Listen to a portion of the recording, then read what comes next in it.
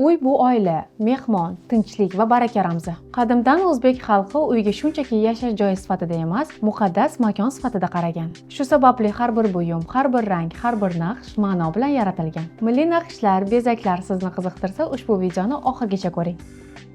O'zbek milliy naqshlarining kelib chiqishi. Naqshlar tabiatdan ilhomlangan. Ular hech qachon tasodifiy chizilmagan. Masalan, gul va barg shakllari baraka va yangilanish belgilari.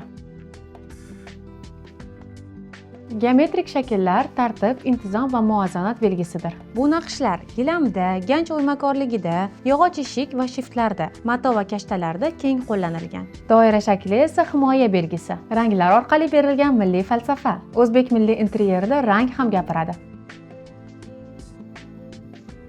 Bej va qum ranglari yer va barqarorlik, yashil, tabiat va hayot, ko'k, osmon va poklik, issiq jigarrang, oila va osoyishtalik. Ranglar baland bo'lmagan, lekin chuqur ma'noga ega hisoblanadi. Bugun milliylikni to'liq ko'chirish shart emas, zamonaviy interyerda uni aksent sifatida ishlatsa bo'ladi. Milliy naqsh va detallar ko'zni charchatmasligi, interyerni og'irlashtirmasligi, lekin kimligimizni eslatib turishi kerak. Shu tamoyil bilan ishlatilgan element interyerni oddiy emas, balki mazmunli qilib turadi. Bugun men sizga milliy elementlarni zamonaviy interyerga qanday qilib me'yorida va professional qo'yishni o'rgatib beraman. Milliy element faqat gilam yoki naqsh emas, milliy interyer quyidagilardan iborat.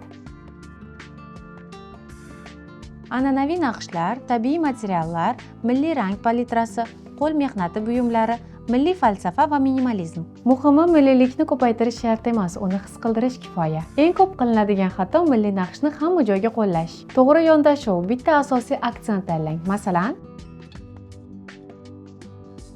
bitta devorda ornament, yostiqlarda naqsh, gilamda milliy bezak. Naqsh fon bo'lmasin, aksent bo'lsin, aks holda ko'z charchaydi. Zamonaviy shakl, milliy bezak bu eng zo'r kombinatsiya hisoblanadi. Qolaversa, milliy naqsh interyerga ritm va xarakter beradi. Milliy interyerda ranglar cheklovi yo'q. Inson xarakteri va tabiatidan kelib chiqqan holda to'g'ri ranglar kombinatsiyasini tanlashi mumkin. To'g'ri ishlatilgan milliy elementlar interyerga eskilik emas, aksincha yanada zamonaviylik hissini beradi. Bitta milliy g'oyani tanlang. Naqshmi, materialmi, rangmi, bittasidan boshlang. Zamonaviy fon tanlang, milliy detal zamonaviy muhitda chiroyli ochiladi. Kam, lekin ma'noli element ishlating. Qo'l mehnatini qadrlang. Bu interyerni yanada jonlantiradi. Nusxa ko'chirmang, uni moslashtiring. Milliylik bu sizning talqiningiz bo'lishi kerak.